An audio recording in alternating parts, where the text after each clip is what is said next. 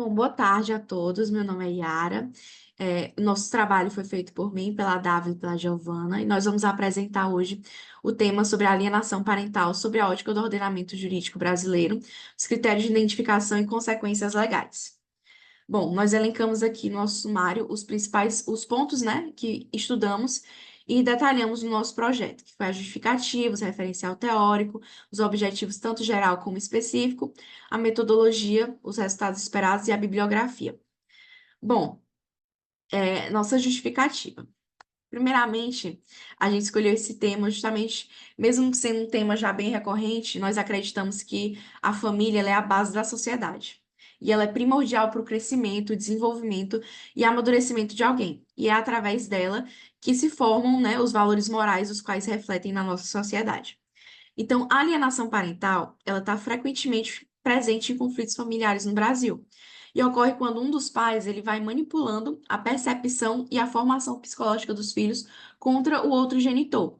E isso gera uma quebra de laços afetivos e que compromete, né, a construção de uma relação saudável e equilibrada. Então, o nosso trabalho, ele se propõe justamente a investigar os critérios que os tribunais utilizam para identificar a alienação parental nas diferentes esferas sociais. E isso considerando que não há uma padronização nesses critérios de identificação, entende? Porque demanda de uma análise muito mais aprofundada para avaliar a efetividade dessas medidas legais existentes e para propor melhorias. Já aqui no ordenamento jurídico brasileiro, a gente teve um marco bastante regulamentador, que foi a Lei da Alienação Parental, né, que se trata especificamente sobre essa temática e acabou estabelecendo mecanismos para prevenir e punir tais práticas, né, e configura um instrumento jurídico fundamental na proteção dos direitos das crianças e dos adolescentes. Só que, assim, mesmo com esse avanço legal, ainda há desafios relevantes para a aplicação da legislação e para a proteção dos direitos das crianças e dos adolescentes, que vivem, né, em situações de alienação. Então, ocorre devido justamente porque os casos são complexos e há aquela subjetividade envolvida na avaliação dessas relações familiares, porque a alienação parental ela não é um problema restrito somente a algumas famílias, mas sim um problema que afeta diversas pessoas de ambientes, núcleos e âmbitos sociais. E compreender essas relações familiares e os motivos que levam a essa alienação contribui justamente no desenvolvimento de táticas e de intervenções eficazes. Bom, agora abordando sobre o nosso referencial teórico, nós analisamos que o tema da alienação parental, ele foi inicialmente estudado por Richard Gardner, que é um médico e professor de psiquiatria infantil da Universidade de Colômbia. E para ele, a alienação parental é um processo que consiste em programar uma criança para que ela odeie um de seus genitores sem justificativa. E isso por influência do outro genitor com que a criança ela possui um vínculo de dependência afetiva e possui, né, meio que um pacto de lealdade maior. Então, foi com base nessa teoria dele que a Lei 12.318 foi promulgada, né, que estabeleceu esses critérios para a identificação dos casos de alienação parental e também ali deixou orientações para a intervenção dos tribunais nas punições do genitor que causa essa alienação. Então, no artigo 2º dessa referida lei, há um rol exemplificativo de comportamentos que caracterizam esse tipo de alienação. Mas, assim, vale ressaltar que é um rol exemplificativo. Então, podem ser medidas que podem ser tomadas pelo juiz, mas outras condutas também podem ser enquadradas como atos de alienação parental.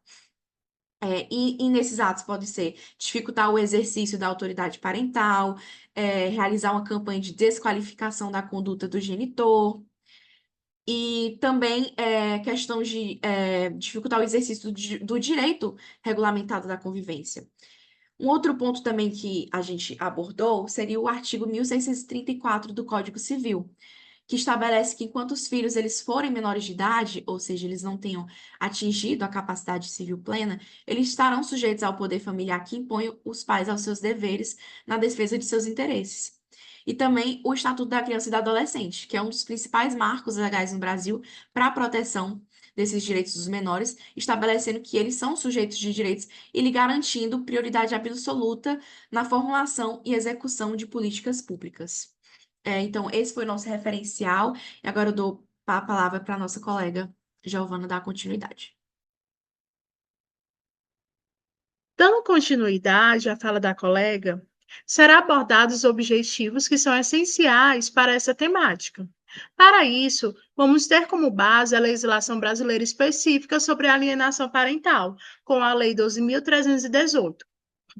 Com isso, o objetivo geral será a análise da aplicação da legislação brasileira referente à alienação parental, considerando tanto as implicações legais quanto as medidas disponíveis, né, para prevenir e remediar essa problemática. Essas medidas são cruciais para entender como o ordenamento jurídico atua na proteção dos direitos das crianças e como as normas legais estão sendo aplicadas na prática pelos tribunais brasileiros e se elas realmente estão alcançando os objetivos de prevenir e remediar a alienação parental.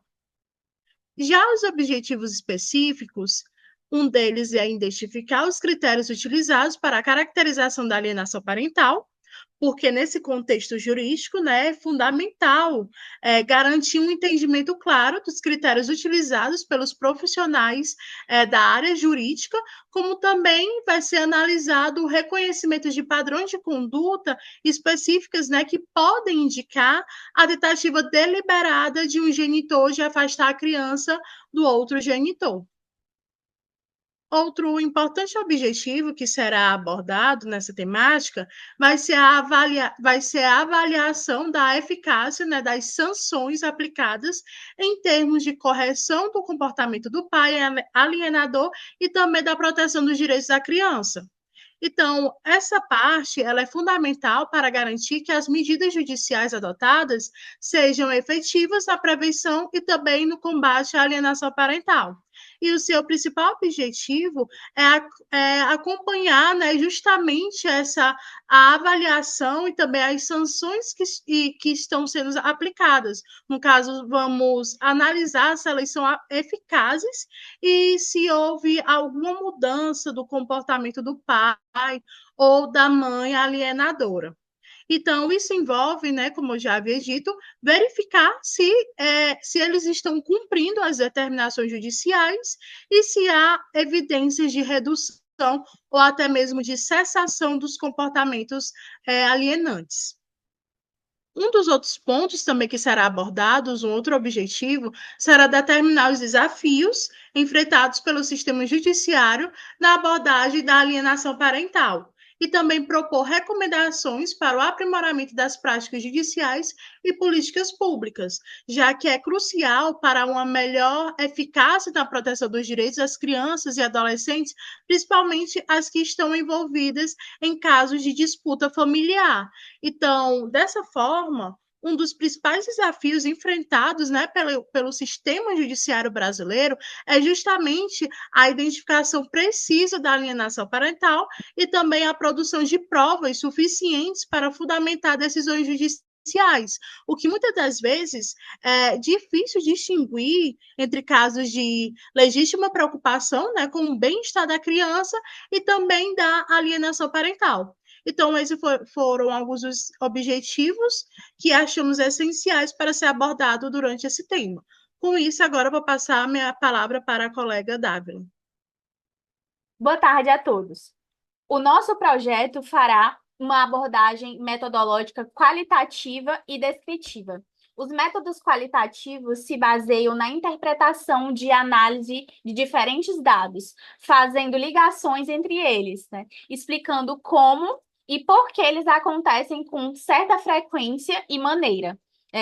Esses métodos são utilizados na construção de conceitos e conhecimentos, buscando definir os significados observados das relações que são resultados de fenômenos sociais.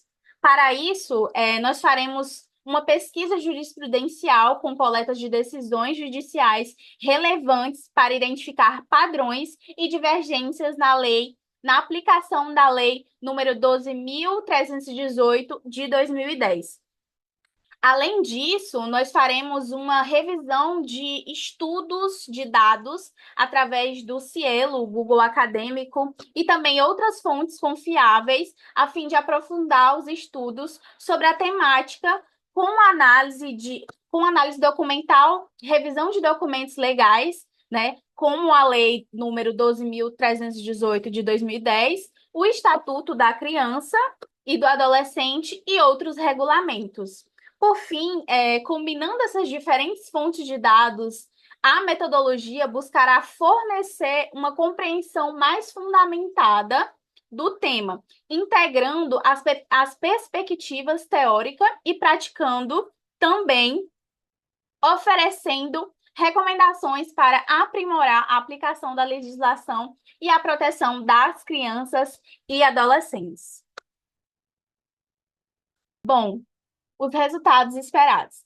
Espera-se que os resultados relevem quais os critérios utilizados pelos tribunais brasileiros para a identificação da alienação parental, incluindo comportamentos específicos do pai alienador e respostas comportamentais da criança, e também as hipóteses de consequências legais para os pais alienadores, que poderão variar de advertências e multas à reversão da guarda e perda do poder familiar, e também os critérios que determinam situações legítimas de proteção à criança e na alienação propriamente dita nas interpretações judiciais. Agora eu retorno a palavra para a minha colega Giovana. Com isso, passando para a bibliografia, para embasar essa análise, foram utilizadas diversas fontes bibliográficas, incluindo livros, artigos, legislações e até mesmo monografias.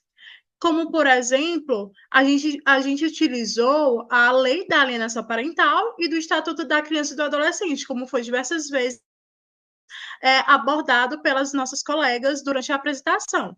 Também foi utilizado o Manual de Direito das Famílias, da Maria Berenice Dias, e até mesmo o próprio Manual de Direito Civil, do Roberto Senise. Então, a seleção dessas e de outras fontes, como está sendo apresentada aí na tela para vocês, foi feita, né, com o intuito de fornecer uma visão mais ampla e aprofundada sobre a alienação parental, considerando os aspectos jurídicos abordados nessa temática. Com isso, encerramos, né, a nossa apresentação e muito obrigada. Obrigada a todos. Agradeço a participação da banca e a oportunidade para a gente poder apresentar o nosso trabalho. Obrigada a todos os professores, mestres e acadêmicos.